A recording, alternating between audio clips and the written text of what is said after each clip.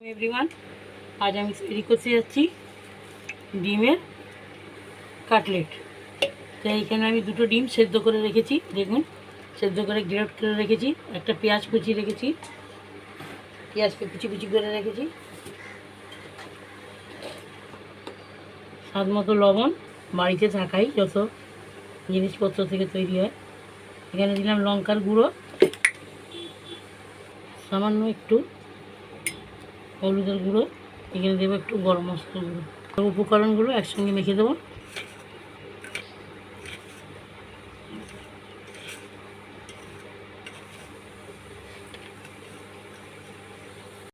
আমি একটু কর্নফ্লাওয়ার গলা দিলাম, আর এখানে কিছুটা ব্রেড গাম দিব। সব একসঙ্গে মেখে নেব।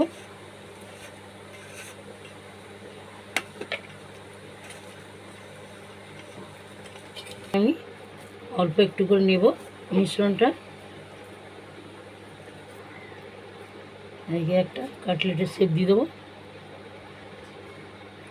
এটা হলো না অতি কম খরচে, আর তারপরে একেবারে সহজ সরল, একেবারে সিম্পল পদ্ধতিতে কাটলেটটা তৈরি করা।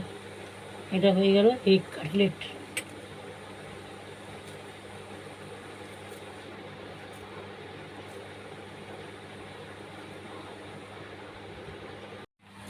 দেখুন বন্ধুরা, এখানে মোট 5টা আমার কাটলেট হয়েছে দুটো ডিমে।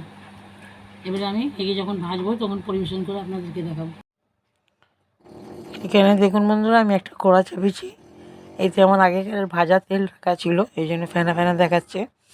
তো এইবার আমি এইখানেতে তেলটা গরম হয়ে যেতে দুটো কাটলেট আমি এখানে চাললাম।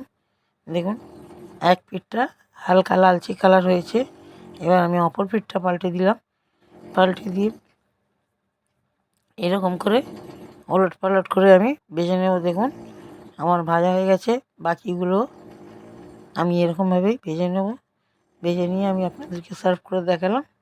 এই রেসিপিটি যদি ভালো লাগে ডিমের কাটলেট, তাহলে আমার ইউটিউবের চ্যানেল থেকে দেখলে পারে আমার চ্যানেলটিকে সাবস্ক্রাইব করবেন।